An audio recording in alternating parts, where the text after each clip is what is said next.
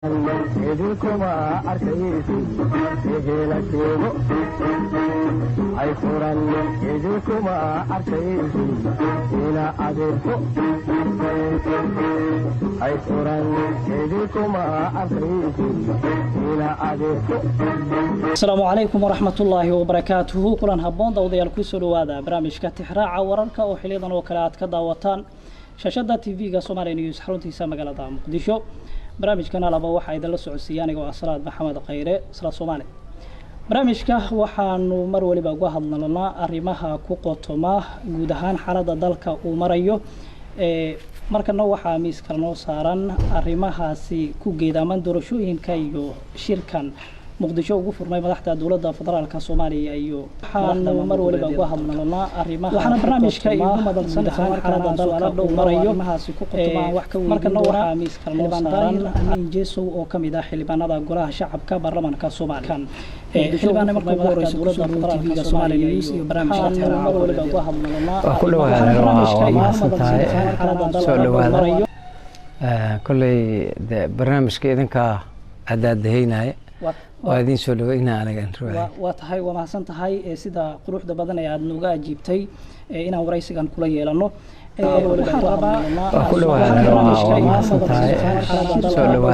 madaxda dawladda kulay barnaamijka idinka cadaadaynaya waa idin soo dhaweynaa aniga waa mahadsan tahay shirka intaan kala socdo muddo badan ayuu baaqday waxay ahayd shir in lagu saxiixo la rabay heshiiskii baydhabo 16 Febraayo gobol xaarkii wasiiradii ay soo dirsadeen ku saabsanaa heshiiskii 17 September oo ay wax ka soo noqdeen oo baydhabo lagu soo qaabeeyay ayay ahayd in lagu saxiixo ceremony loo sameeyo saxiix loo sameeyo xaflad loo sameeyo xaflada yaqaaniin dadka dabadeedna lagu dhaqaaqo qodobada ku qoran oo fulin u baahan marka dib u dhaca yimid kala shaki badanaa yimid laba dowlad goboleed oo awalba diidaneed ayaa xalna iska gashay xamar ka shakiyey in lagu dilaayo sheegeen hadda sida aan maqlay dib u dhaca yimid nimankii ay martida kala shaki badanaha galeen meel safaaradaha laba dowlad goboleed oo awalba diidaneed safaaradihii ayaa xalna iska gargaadiyey oo xamar ka shakiyey in lagu dilaayo xarunta shirka maanta ayuu shirkaas furmay wax ka soo bixi doona Allahu aclam laakiin waxaan ka rajaynaynaa khayr waa tahay marar hore waxaa jira kulamo ay yeesheen madaxda dawladda federaalka Soomaaliya iyo madaxda maamul goboleedyada dalka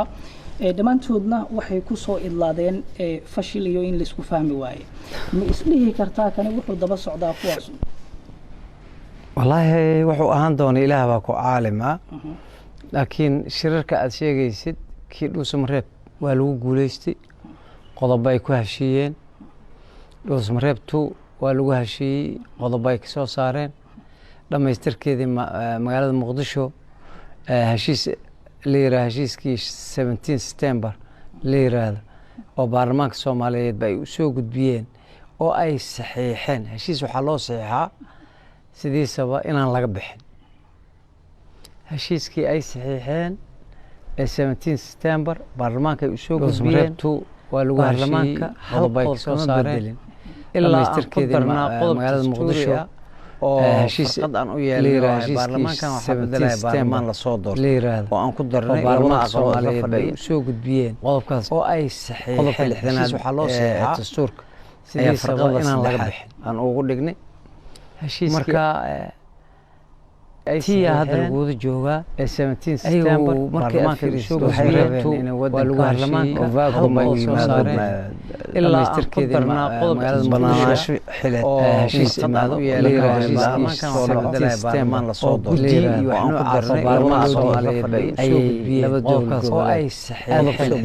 loo saxiixay dastuurka Puntland iyo farqada inaan laga bixin aan ugu dhignay tiina dad qodobkaas oo hortagnay oo maanta sharciga aanu ansixinay 17 September marka ilaahay uu baa waxay raashin ogeed in baarlamaanka uu soo saaray ilaa ku darnaa qodobka sidii oo heshiiska baarlamaanka oo baarlamaanka Soomaaliyeed ay February oo ay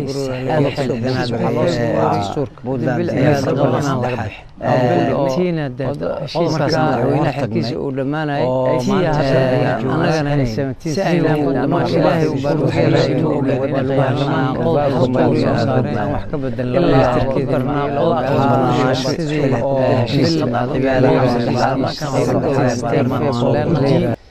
baarlamaankan waxaa bedelaya baarlamaan la soo doortay markaas waqtigiisa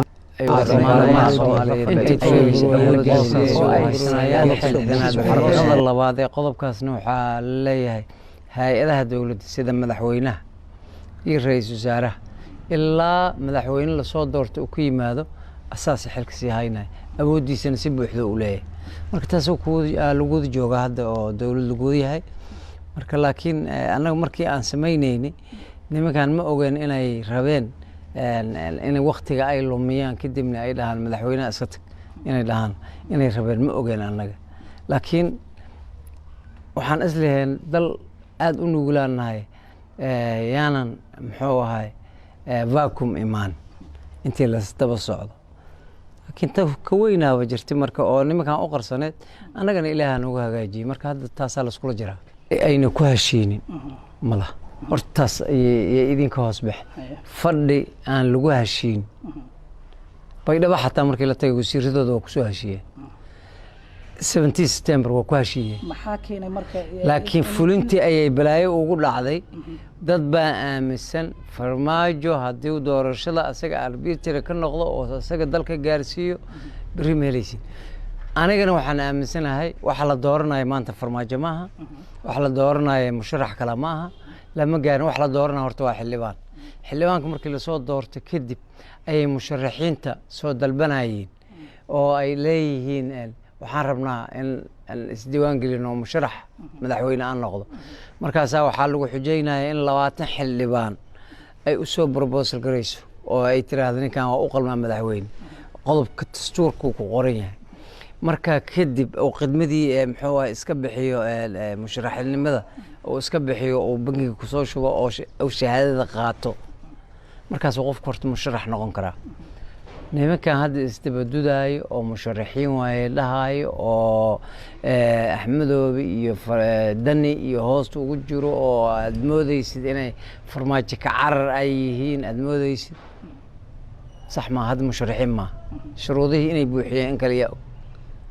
inay 20 xildhibaan oo soo barboos garaysa oo heli doonay in kale yaa og waa tahay iyagu waxay ku andacoonayaan dowladda ayaa iyadu maxay ahayd diidan inay doorasho qabato oo waxay leeyihiin shuruud walbo lagu xiray arrimaha doorashooyinka ama is-afgarad ayaa laga gaari lahayn arrimaha doorashooyinka ay leeyihiin iyagu intaas soo jeedaan ma sax maaha nimankan doorashada waxay ku diidan yihiin farmaajo intuu madaxweyne yahay doorasho ma ayna rabin farmaajona meelna uma socdo waa nin doorasho ku yimid doorasho uu ku baxaa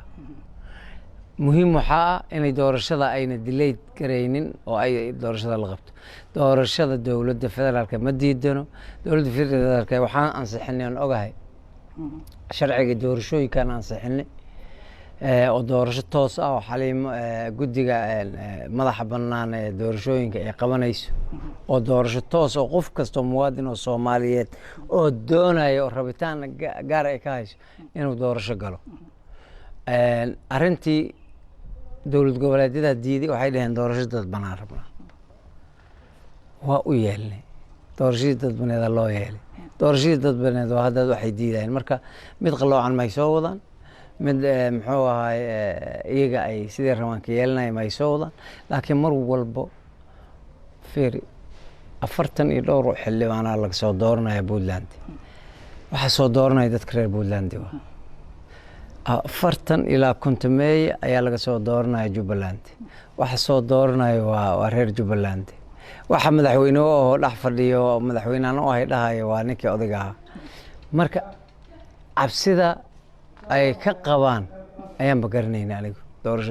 doorashada waa xaqiiq inay iyaga cabsi ka qabaan. dowladda federaalka Soomaaliya iyo madaxda maamul goboleedyada waxa ay isku dayeen dhowr jeer oo hore in iyagu ay shir isugu yimaadaan oo wayna ka baaqsadeen oo ma aysan suurtagelin waqtigii looga talagalay inuu dhaco shirarkaasi. hadda waxa ay isugu yimaadeen shir ay galwadeen ka tahay beesha caalamka. maxaa xilligan ku soo beegay in masiir ummadda Soomaaliyeed ay leedahay la hoosgeeyo beesha caalamka? ma la hoosgeynin, yaan la qaldamin. madaxweynaha jamhuuriyadda federaalka waa u yeeristii shanaad waayo intaan aan la socdo oo u yeerayo oo shirkan isku baaqayo. dabcan in nimankii beesha caalamka u tagay oo hoos tagay oo xalna ku teenrada galay inay muxuu ahay beesha caalamka tiri shirka taga Soomaaliya tiin Soomaaliya wax la qaybsada inay tiri waa biikama dhabcaan waayo inay imaadeen way diideen. afartii maalmood oo shirka uu socdo 3 maamul goboleed iyo ra'iisul wasaaraha iyo gobolka Banaadir ay joogeen inay imaadeen waa diideen. hadda marka in xoogaa beesha caalamka ay soo canaanantay iyaga waa suurtagal, laakiin su'aashaas waxaa si habboon in la weydiiyo Dani iyo Axmed Madow waayo wax la soo canaantay waa iyaga. waa tahay markaan arrintaasi ka tagno golaha shacabka ayaan tegaynaa. toddobaadkii aynu ka soo gudubnay golaha shacabka xarunta Villa Hargeysa waxaa ka dhacay buuq aad u tiro badan. xildhibaanada dhexdooda ayaa buuq xoog leh uu ka dhex jiray. waxaa jirta in xildhibaano loo ganaaxay. sharciyad ceenkee ah ayaa loo maray arrintaasi, mana is leedahay waa arrin caburin ah? maya caburin maaha.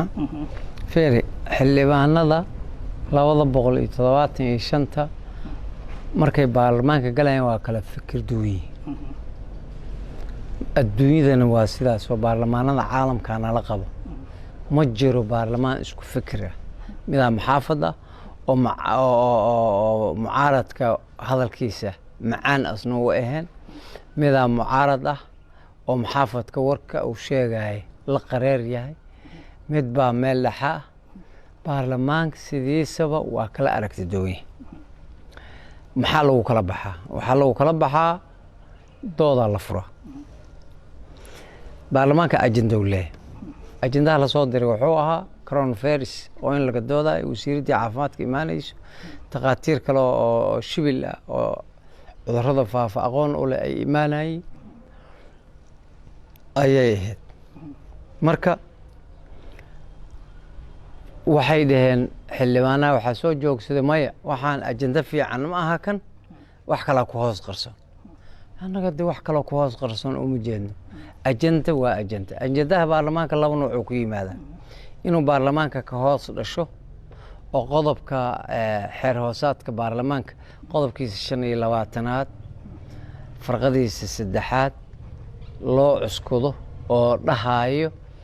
10 xildhibaan ayaa ajendaha wax ka bedeli kara oo dhihi karo ajendahan ha laga saaro,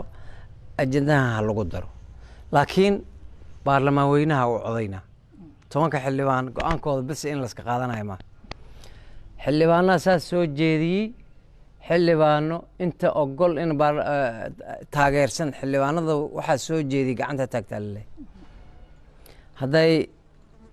gacanta wax u taagan la waayo oo 10kooda bas ay noqdaan meeshaas ku dhimina ajendaha sidiisu ahaana. haddii gacanta loo taago majoritygii baarlamaanka ha lagu daro iyo ha laga dhima labadiba waa la qaadana. haddii ha laga dhima ay ahaydna waa laga dhima, ha lagu daro hadday ahaydna waa lagu dara. uma jeedno xildhibaano baarlamaanka keenay mooshin oo ha lagu daro iyo ha lagu dhima. ajendihii wuxuu ahay coronavirus. xildhibaanaha inta baxay kursigii guddoomiyaha baarlamaanka iyo kii habdhowraha ku fadhiistay. waa dembi. dembigu marka laba nooc uu noqdaa: in guddiga anshaxa loo gudbiyo, guddiga xeer hoosaadka loo gudbiyo oo xakun ay soo rogaan, iyo in guddoomiyaha go-aan uu qaato oo anshax mariyo. haddii xeer hoosaadka baarlamaanka ee guddiga xeer hoosaadka loo gudbiyo, xataa hadday dhahaan ha laga qaado xasanadda ha laga qaado, waa loo codaynaa. hadday majority-ga baarlamaanka ee xasanada in laga qaado u codeeyaan waa la ceyrina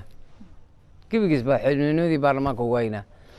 haddii lacag lagu ganaaxo oo lacag ay soo sheegaan waa loo codeynaa lacagtaas intaas la eg ayaa xildhibaankiiba lagu ganaaxay waa loo codeynaa tan laakiin guddoomiyaha baarlamaanka coday uma baahno waxaa waaye guddoomiyaha digniina u bixiyaa wuxuu bixiyaa anshax marin oo maalmo in baarlamaanka ka fadhiisiya waa kala waaweyn tan guddiga xeer hoosaadka ayaa weyn lacagaa lagu ganaaxaa eedaysanuu noqonaa waa loo codaynaa waxaa leeyahay baarlamaan ma istaahilaha laga qaada xilka xasanada laga qaado waa loo codaynaa waaweynkaas lama aada nimanka mid jiro oo jeebka oo muxuu ahay guddoomiyaha la eg oo muxuu ahay 5 maalmood 5 fadhi oo baarlamaanka ay ka hadda hallo waa ka soo dhaaftay halkalna kan soo socdo waa 5 fadhi ayay ka maqnaanayeen kadib iyagoo xildhibaanadoodii oo ganaaxi u soo dhamaado caadi ay ku soo noqonayeen marka waa wax baarlamaanka ay isku anshax mariyaan waa ma aha wax dembi gaar ah oo laga galay ma aha wax oo loo gardarooday waayo ninkii guddoonkii baarlamaanka kursigiisii iyo microfonkiisii xeer muxuu ahay habdhowrayaashii kuraastoodii dadkii ku fadhiistay ee yiri annaga stop no more intan looma dhaqaaqay intan looma dhaqaaqay baarlamaan 275 masiirkiisii afduubtay waa dembi waay ana weli waxaan qabaa guddoomiyaha aad u naxariistay waa saaxiib cayaaray waa tahay iyaguna waxay ku andacoonayaan ama ay sheegayaan in lagaga qaldan yahay arrintaasi iyaguna ay saxan yihiin soo dacwadaan ha soo cadaystaan guddiga xeer hoosaadka u gudbistaan warqad caawasho ah guddiga xeer hoosaadka u fadhiisanay haddii dembigaas dembi ka weyn ay yeeshaan waa lagu qaadaa haddii kaas kii guddoomiyaha baarlamaanka saxanay la yiraahdana okay haddii guddoomiyaha baarlamaanka uu idinka qaldamay la yiraahdana apologize la siina marka mar walbaba yaan duurka laga qaylin yaan hoteelada laga qaylin baarlamaan waxaan waa baarlamaan shuruuc uu leeyahay in la fahmaa muhiim ah baarlamaannimada fiiri baarlamaannimada ma aha in laska jaantaa rogan ay tahay dishibliinaa jira dishibliinka waa in la ilaaliyaa fiiri haddii xataa xildhibaanka uu tirsanayo cadaalad xumo leetiro qoraa guddiga anshaxuu u geynaa wuxuu dacweynayaa guddoomiyaha iyagaa loo fadhiisanaa guddi oo dhaarsan oo guddiga baarlamaanka 15 guddi waa guddi ka mid ah ayaa u qaabilsan arrimahaas anshax marinta iyo qofkii laga gardaran yahay in la xaal mariyay iyo qofkii laga gardaran yahay in magdhow la siiyey iyo waxaasoo dhan muxuu ahay guddiya noo qaabilsan marka laakiin si geelduda camal in laska wada ordo oo baarlamaanka hortiisa la joogsado oo mikrofonada la jarjaro waa dishbili xumo camal qof qaaday waa tahay hadda ka hor waxaad soo jeedisay madaxweynaha Jubbaland Axmed Maxamed Islaam Axmed Madoobe in la soo xiro bari uu xamar ku sugnaa haddaan aaminsanahay in la soo xiro maxaa mar hore maxaad u sababaynaysaa xarigiisa dad badan oo laa maxaa cadeena asaga afkiis ku qorana anoo meyd wata ayaan soo galay anoo meyd wataan la baxay asaga isku qir aniga inta aan garanayo aniga aan marqaati ka noqon karo oo asaga dili aanan la xisaabi karin waa tahay dowladda federaalka Soomaaliya toddobaadkii aynu ka soo gudubnay waxay soo dhaweysay si diiran waliba ninka la yiraahdo Cabdirashiid Janan oo horay ay uga eedeysay inuu dambiyo dagaal ka galay dalka isla markaana dad rayid ah xasuuqay maxay ku kala duwan yihiin Axmed Madoobe aad sheegtay hadda inuu dambi galay oo ay dowladda fogeynaysa iyo Cabdirashiid Janan oo la soo dhaweynayo horta dowladda dambi ma cafiso dambi waxa cafiyo oo cidii laga galay Cabdirashiid Janan hadduu dambi galay dadkii iska galay iyaga dacweysanay maxkamadii iyo dowladdii iyo soo dhigay falaaga ma aha maanta nin haddii bari maxkamad looga yeero tagaa waay أنا waxaan qabaa Cabdirashiid Janan go'aan geesinimo leh qaatay dagaal iyo furin iyo dal shisheeye asoo dabada gashtay ayuu go'aan ka gaaray inuu dalkiisa burburinin oo soo baxo wixii hore u dhacay ninkii dacwo u qabo maxkamada jirta maxkamadda u taga dowladdii soo dhiibay meel kale ma aadan fallaaga ma aha beri maxkamadda haddii warqadii ay soo dirto ugu tagaa laakiin go-aanka uu qaatay iyo soo dhoweynta dowladda ay soo dhoweysay waxaan qabaa waxaa weeye dhab ah oo la xeerin karay inay tahay sababtoo ah ninkan intaasoo tignika oo haystay intaasoo hub oo haystay dal shisheeye oo cadow aan nahay dabada gashtay haddii rabbiga subxaanahu watacaala hanuunka leh war waxaad burburinayso waddankan danta ay kaa leeyihiin inay dowladdooda ku siinayeen ama wasiir ay kaa dhigayeen maaha laakiin dalkaaga inaad burburiso waaye haddii intuu ku fikiray go-aan geesalmana uu qaatay dadkiis la dagaalay isu soo dhiibay ana waxaan qabaa go-aan geesalmana uu qaatay mar horeba wuxuu ahaa nin xabsi ka baxsaday hadda ma lays dhihi karaa amase macquul ma tahay in kolley wada anigu ma dhahayo xabsiga dib ha looga celiyo wixii waana hoos socdo qofkii hadduu dembigiis galay ee ka toobad keenay oo xabsi hantiis galay xataa xabsi uu ka baxsaday muxuu ahaay uu kasoo tooba keeno dowladdiis u soo dhiibay dowladdaasaa jirtaa inay kula xisaabtanto ama shacabkii oo dembiga galay in lagula xisaabtamo laakiin anigu waxaan aaminsanahay go-aan geesimo lahu qaatay waa tahay arrinta hadda muranka ka taagan yahay ee arrimaha doorashooyinkana ku horgudban waxaa qeybka qadiyadda gobolka Gedo oo muran uu ka taagan yahay adigu siday kula muuqataa waa mahadsantahay Gedo horta waa 7 degmo waay 7 degmo waxaan filaa gobolkan kale labadan gobol oo kalena inay yihiin 7 inay yihiin ama 5 dhinaca iyo 7 adig 7 iyo 7 waay 3 degmo oo muxuu ahay jubbada dhexe shabaab ka taliya 7 degmo oo gadaana gooniye uu go'een maamulkii Axmed Madoobe oo kama taliya wiligiisna laguma dhigin waxa uu soo heray waa 5 degmo 5 degmo Kismaayo iyo Axmed Madoobe xurka marka ninka haysta 5 degmo ninkaas talinay niman meel la qabsan oo meel aan dhulka shabaab ka cinin oo afmadow iyo Kismaayo moogi oo Kenyatta ciidankooda ay u joogan moogi meel kale aan wiligiis tigin Kismaayo hadoo 5 kilomitir ka baxo ay shabaab ay yihiin ma hada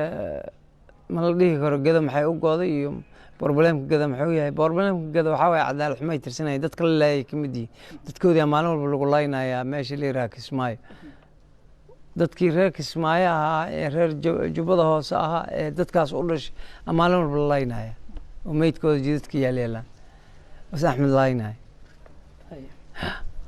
watahay dadkaasi Axmed inuu laayaa xadeena ma loo haya xadeyn buuxa loo haya iyo qaaraba video laga dhageysanayo asagoo aan jabay qaara asagoo baad weydiisanayo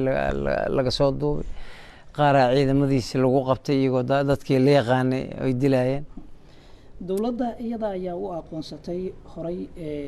madaxweyne ka noqdo Jubbaland 2 sano ayuu u aqoonsatay arintaas madaxweynaha waa weydiiyay wuxuu ugu jawaabay intuu falaaga noqon lahaayeen 2 sano uu siiyay 2 sano oo ka faa'iideysan waay 2 sano haduu siiyay hadda muxuu ugu colaadinayaa meesha isagu uu ogolaaday inuu ka taliyo oo gobolka Gedo hadda gobolka Gedo marka 2 sano la siinayo gobolka Gedo ka matalinayna Axmed wiligiis 8 sano Axmed maalintii wax loo dhoobay Tigreeg wax u dhoobeen waxa ka soo wareegtay 8 sano ka soo wareegtay 8 sano wiligiis Gedo ma tagin hal saxaafada tiin gobolka gal raadiye keena ana inay ugu beenay waatana soo joogada Gedo wiligiis Gedo ma tagin marka Gedo wiligiis ma xukumin isaga ku magacaaban laakiin wada aaminsantaa ma magacaabash maxay tiraysaa fiiri haddii muxuu ahay meel siiga magacaaban tahay ee dadkeeda in isbaay dadka ayahooda ka tishanayeen dadka ayahooda ka tishteen dadka mustaqbalkooda ka tishteen abaarta hadda ku dhacayso waa uur uma hayo waad ogtihiin maalin dhaweed waatii wasaaradda gargaarka ay tagaysay marka Gedo iyo Axmed waa isdeeyeen Axmed Gedo waa hanan waay wuuna tigi waay intii yaroo rabay in isku baabi'iyo Cabdirashiid Janne waa xeradaas waa la soo xiray marka Axmed jaaniskiisa uu qaatay aska baxo ama la soo xiro wax ka dhaxeeyay watahay adigu maxaad u aragtaa marka xal oo lagu wajihi karo arintan ka taagan gobolka Gedo si looga gudbo doorasho lisla ogol yahay oo ay dalkan uga dhacdo haddii bisha agoosta la gaaro axmed bisha agoosta ay ugu eg tahay labadii sano oo madaxweynahan uu siiyey haddii la gaaro oo aan bo-aalan la xoreyn meel kalena aan la xoreyn gada iyadaa lagu qabanayaa shirka dib u heshiisiinta beelihii soomaaliyeed ee kala irdhoobiye ee jubbooyinka deganaa odayaashooda meeshay iska xaadirinaya madaxweyne iyo madaxweyne ku-xigeenkii iyo baarlamaankiina meeshaa lagu dhisaa axmed saa yaqaana markaa meesha aada waa tahay sharciyad ahaan markaan ka hadlayno madaxweynuhu xaq ma u leeyahay inuu magacaabo guddo aan iraahde madaxweyne maamul goboleed inuu magacaabo marka aan ka hadlayno nidaamka federaalka waa la magacaabay axmed madoobe xasan sheekhaa magacaabay aniga mooshinaan ka keennay sida wax loo muxuu 145 xildhibaana waxaa tiri maya sida wax loo dhisaa waa qalad maalintii codkaas la qaaday wixii ka dambeeyay axmed ninkii yiraahdo xasan sheekhaa baxay axmedow u tagay wuxuu yiri sidaan aad madaxweyne ku tahay iska dhaaf baarlamaan warkiisa saasuu ku yahay madaxweyne oo doorashadii dhacdaba ma ahayn doorasho sida adigu axmed weligii lama dooran mar gabraa 2 sano sii mar xasan sheekhaa 2 sano sii marna farmaajo hadda 2 sano sii 6 sano saasay ku marwaya hal 2 sano horena xoog ku joogiyo waa tii ciidan Kenya iyo dagaalada faraha badan la iyo marka axmed weligii lama dooran haddii la aaminsan yahay inaan la dooran ama aad aaminsan tihiin maxaad ugu hadli weyseen xilli hore baba ka hadalnay doorashadii hadda ugu dambeysay beenteed lahay 2 iyo 3 2 qof iyo qofkan rabaan kala baxa hadda farmaajo haddii yiraahdo gawar 2 qof 2 xildhibaan reer walba 2 xildhibaan iyo qofkan rabaan kala baxa intaas doorasho miya ma sax ma aha markaan ka soo laabana arrimahaasi si guud xaaladda guud ee dalka iminka uu marayo markaad fiiriso ma u muuqataa in doorasho lagu jihayn karo doorasho lagama huraan waayo dalkan in doorasho la geliyo waxyaabaha kaliya ee dowladaha dariska aan nahay aan ugu dugneen waxaa weeye 4 sano doorasho dhacaysa labadii doorasho hadda ugu dambeysay iyo doorashooyinkii 1960 xornimada markaan qaadanay ahayd waxaa weeye intii aan dimuqraadiyadda ahayn labadii sano maray 4 sano doorasho dhacaysa 21 sano maxamed siyaad barre ma ogay inta kale dowladaha Afrika dadka ugu horeeyay ee dimuqraadiyadda u ololay ayaan ka mid ahay marka ana waxaan qabaa daawo ay u tahay dalkan inay doorasho dhacdo oo nin walba deegaan doorashadiisa isku laabto oo doorashadii dadbaneed noqotaa mid hoose noqotaa tii odayaasha ay wax soo qorayaan noqotaa in si ay doorasho u dhacdo daawada khilaafka waata waxyaabaha khilaafka nagu sii kordhinayo hadda buuqa badan keenayo waxaa weeye doorashada ay dib nooga dhacday sababteedana waa labadaas dowlad goboleed oo aan firi doorasho aan loo dhamay 90 iyo dhowr xildhibaana laga soo doortaa 100 ku dhawaad baarlamaankii 100 xildhibaan ka maqan tahay inta kale ay la soo doortay sax ma noqonayso marka baarlamaan doorasho baarlamaan oo muxuu ahay loo dhan yahay ayaan rabnaa oo dowlad goboleed walba 5 dowlad goboleed iyo gobolka banaadir ba ka dhacdo waqooyigana muxuu ahay si gaar loo maamuuso marka sidii ay ahaan jirtay fiiri doorashada dadban way noo bilaabantahay wada xasanaa bilaabay xasan sheekhaa bilaabay madaxweynihii hore qaab iyo si lagu soo doortay iyo design oo laga qaadan kara ayaa jira tii odayaasha dhaqanka ay qorayeen odayaashii 135 way joogaan tii doorashadii tooska ahaydna waan qaban karnaa oo haddii maanta waxaan ogahay waddankeena 18 gobol oo ahaa 5 gobol oo waqooyi iyo jubbada dhexe moogi inta kale 6 gobol markii la gooyo 12 gobol xarumahoodii iyo degmooyinkoodii waxaa haysta dowladda federaalka iyo dowlad goboleedyada marka maanta waxaan aaminsanahay magaalada beledweyne haddii kuraas la dhigo oo xildhibaanadii ka yimid meesha ay tagaan oo la yiraahdo dadka shacabka ha doortaan fiilooyin dheer la gala xamar sidoo kale baydhabo sidoo kale bakool sidoo kale marka sidoo kale dhuusamareeb sidoo kale gaalkacyo sidoo kale garoowe iyo boosaaso sidoo kale waxaasoo dhan muxuu ahay doorasho waa ka dhici kartaa marka keliya waxaa loo diidan yahay shacabkii inay sanduuq meel dhigtaan nimankan dowlad goboleedyada iyaga ruuxooda waxay rabaan wax yaroo iyaga ay maamacbileeyaan ay rabaan iyo xildhibaan iyaga oo u nacamleynayo ayay rabaan saxna maaha waxaas kuwaas kale ee shabaabku ay haystaan iyo gobolada waqooyi laga tagay ayaad aaminsan kuwaas daruufaaba jirtaba si gaar ah loo maamuusa laakiin waxaan aaminsanahay meesha hadda la rabo inay muxuu ahay dhowr iyo 20 kun inay codayso la rabo 2 milyan 3 milyan Soomaaliha codayn karto waa hadday daacad jirto honest oo daacad u siiyay shacabka Soomaaliyeedna doorasho xaq ay u leeyihiin war maxamaran 16 kiisa gobolaan doorasho lagu qaban karin waddanka dhan waxaa laga dhigi karaa hal deegaan doorasho kan Kismaayo joogo iyo kan xamar joogo hal sanduuq wax ku ridi kara kadib xisbiga ku guuleysto hadhow tala tirina adduunyada wadamada burburka soo maray ayaa qaata desaynka noocaas hal deegaan doorasho xamar bas codaynayso xamar matalaysa dadka xamar jooga ma matalaya 17 gobol oo kale waa codaynay 2 milyan oo xamar joogta codaynay dhimiya yaa ka fiican 26 kun inay codayso iyo 2 milyan oo xamar joogta inay codayso yaa karaamad iyo sharaf badan oo xisbi ay u codayso xisbigana oo xildhibaanadiisa soo liis garayso horeyso idinka xildhibaanada golaha shacabka soo looma horkeenin nidaam arintaas waa la horkeenay waxaan ka baqnay in la yiraahdo doorashada diidii ilaa nimankan inay qabtaan ma rabaan intay bixinay dhuusmareeb tageenay doorashada dad soo qaateen ayadoo sharcigii doorashada tooska ah oo jiro ay doorashada dad soo qaateen marka haddii aan dhahno maya waxa la dooranayo waa xildhibaanka madaxweynaha ma aha toos wax loo dooranayo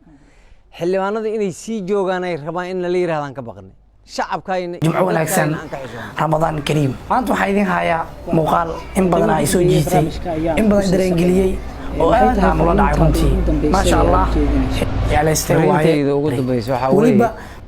hala dhowro dastuurka iyo xeer hoosaadka u degan sharciyada shacabka Soomaaliyeed xuquuq ay leeyihiin awood adag aad maanta leedahay dani iyo axmadooda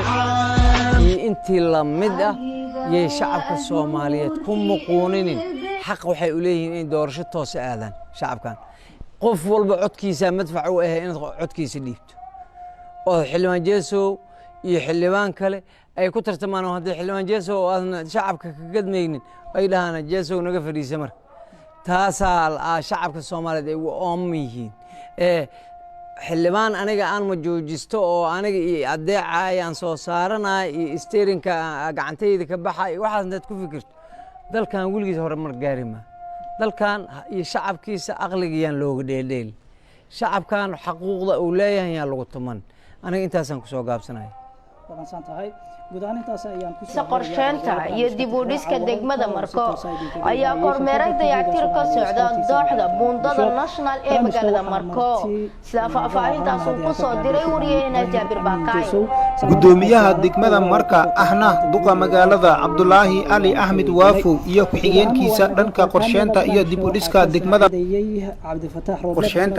dhiska degmada Marka Salim Hassan Buraale Warfa ayaa ka warbixiyay sida ay u socdo shaqada madan gudoomiye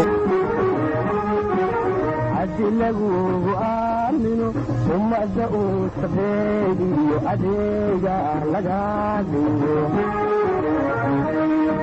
ay furan idinkuma arkaysi ehela sheego ay furan idinkuma arkaysi ila adeerko ay furan idinkuma arkaysi ila adeerko hawlaha arlada adilagu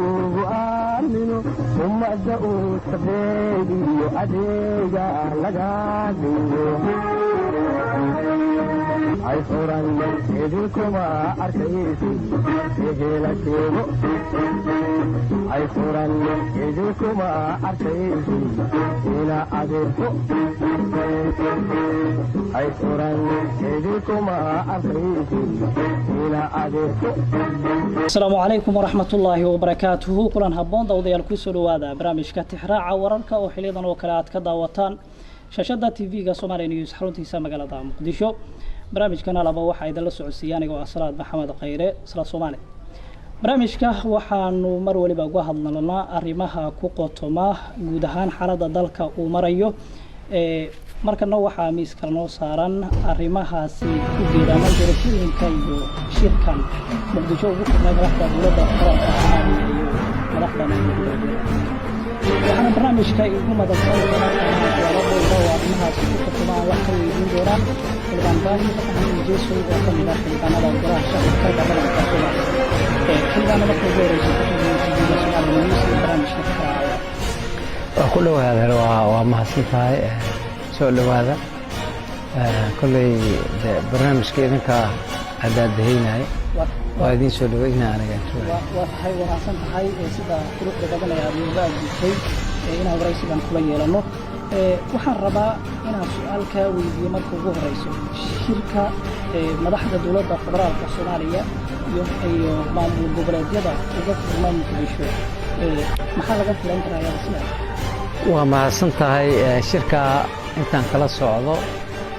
muddo badan ayuu baaqday dilay badan dhacay waxay ahayd shir in lagu saxiixo rabay heshiiskii baydhabo 16 Febraayo gobol xaarkii wasiiradii ay soo dirsadeen ku saabsanaa heshiiskii 17 September oo ay wax ka soo noqdeen oo baydhabo lagu soo qaaday ayay ahayd in lagu saxiixo ceremony loo sameeyo saxiix loo sameeyo xaflad loo sameeyo xaflad yaqaan dadka dabadeedna lagu dhaqaaqo qodobada ku qoran oo fulin u baahan marka dib u dhaca yimid kala shaki badanaa yimid laba dowlad goboleed oo awalba diidaneed ayaa xalna iska gashay xamar ka shakiyey in lagu dilaayo sheegeen hadda sida aan maqlay nimankii ay martida safaaradaha galeen meel safaaradaha ayay galeen ku hooyanayeen safaaradihii ayaa soo gardaadiyey oo keenay xaruntii shirka maanta ayuu shirkaas furmay wax ka soo bixi doona allahu aclam laakiin waxaan ka rajaynaynaa khayr waxay marar hore waxaa jira kulamo ay yeesheen madaxda dowladda federaalka Soomaaliya iyo madaxda maamul goboleedyada dalka dhammaantoodna waxay ku soo idlaadeen fashil iyo in la isku fahmi waayo ma islihi kartaa tan wuxuu daba socdaa kuwaas wallaahi wuxuu ahaan doonaa ilaah baa ku caalima laakiin shirarka aad sheegaysid kii dhuusamareeb waa lagu guuleystay qodobo ay ku heshiiyeen dhuusamareebtu waa lagu heshiiyey qodobo ay ka soo saareen dhammaystirkeedii magaalada Muqdisho heshiis la yiraahdo heshiiskii 17 September la yiraahdo oo baarlamaanka Soomaaliyeed bay u soo gudbiyeen oo ay saxiixeen heshiis waxaa loo saxiixaa sidiisaba inaan laga bixin heshiiskii ay saxiixeen 17 September baarlamaanka ay u soo gudbiyeen baarlamaanka hal qodob kama bedelin ilaa aan ku darnaa qodob dastuuri ah oo farqad aan u yeelnay oo ah baarlamaankan waxa bedelaya baarlamaan la soo doorto oo aan ku darnay labada aqal oo konuşmak istiyor musun? qodobkaas Yaşlı amcanla konuşmak ister misin? qodobka dastuurka ayaa farqada saddexaad aan ugu dhignay marka tiya hadda lagu wada joogaa ayagu markii aad fiirisid waxay rabeen in wadanka oo vacuum uu yimaado banaanaansho xileed inay timaado oo dalkan dowlad la'aan ku soo dhaco oo guddiyo iyo wax noocaas dalka loo dhiibo ayay laba dowlad goboleed aad u soo buush gareeyeen waa Puntland iyo Jubbaland tiina dad qodobkaasaan ugu hortagnay oo maalintii sharciga aanu ansixinayn anagu ilaahay un baan ugu toosiyey ma ogeyn inay khiyaanadan ay wataan ma ogeyn runtii waxaa sidii bil cibaado camal ay u dhowreen 8 February oo farmaajo waqtiga ka dhamaanay 8 February hala gaarsiiyo 8 February hala gaarsiiyo 8 February hadii bil cibaado ma aha waa bil oo madaxweynaha xilkiisa uu dhamaanay annagana si ayna xil dhamaashadaas waqtigeeda ayna u dhicin qodob dastuuri ah aan wax ka bedelin labada aqaloo isla fadhiyo unbaa dastuurka wax ka bedeli kara qodob saddexaad farqad saddexaad aan ku darnay oo aan leenahay baarlamaankan waxaa bedelaya baarlamaan la soo doortay markaasaa waqtigiisa ayuu dhammaanayaa inta ka horeysa awooddiisa sidiisii u haysanayaa farqada labaad ee qodobkaasna waxaa leeyahay hay-adaha dowladda sida madaxweynaha iyo ra-iisul wasaaraha ilaa madaxweyne lasoo doortay uu ku yimaado asaasa xilka sii haynaya awooddiisana si buuxda uu leeyahay marka taas laguwada joogaa hadda oo dowlad laguwada yahay marka laakiin annaga markii aan samaynaynay nimankan ma ogeen inay rabeen inay waktiga ay lumiyaan kadibna ay dhahaan madaxweynaha iska tag inay dhahaan inay rabeen ma ogeen annaga laakiin waxaan islahayn dal aada u nugulaanahay yaanan muxuu ahay vacuum imaan intii lasdaba socdo laakiin ta ka weynaaba jirtay marka oo nimankan u qarsaneed annagana ilaaha noogu hagaajiyey marka hadda taasaa laskula jiraa ayna ku heshiinin mala horta taas ayay idinka hoos bax fadhi aan lagu heshiin baydhaba xataa markii la tagay wasiiradooda waa kusoo heshiiyeen 17 September waa ku heshiiyeen maxaa keenay marka laakiin fulintii ayay balaayo ugu dhacday dad baa aaminsan farmaajo haddii doorashada asaga arbitri ka noqdo oo asaga dalka gaarsiiyo bari meelaysin anigana waxaan aaminsanahay waxa la dooranayo maanta farmaajo maaha waxa la dooranayo musharax kale maaha lama gaarin wax la dooranayo horta waa xildhibaanka markii la soo doortay kadib ayay musharaxiinta soo dalbanayeen oo ay leeyihiin waxaan rabnaa in isdiiwaan gelino musharax madaxweyne aan noqdo markaasaa waxaa lagu xujeynaya in 20 xildhibaan ay u soo proposal garayso oo ay tiraahdo ninkan waa u qalmaa madaxweyne qodobka dastuurka ku qoran yahay marka kadib oo khidmadii muxuu iska bixiyo musharaxnimada oo iska bixiyo oo bangiga ku soo shubo oo shahaadada qaato markaas qofku horta musharax noqon karaa nimankan hadda isdabadudaayo oo musharaxiin waaye dhahayo oo axmedoobe iyo dani iyo hoosta ugu jiro oo aad moodaysid inay farmaajo ka carar ay yihiin aad moodaysid sax ma hadda musharaxiin ma shuruudihii inay buuxiyeen in kale yaa inay 20 xildhibaan oo soo propose garaysa oo heli doonay in kale yaa waa tahay iyagu waxay ku andacoonayaan dowladda ayaa iyadu maxay ahayd diidan inay doorasho qabato oo waxay leeyihiin shuruud walbo lagu xiray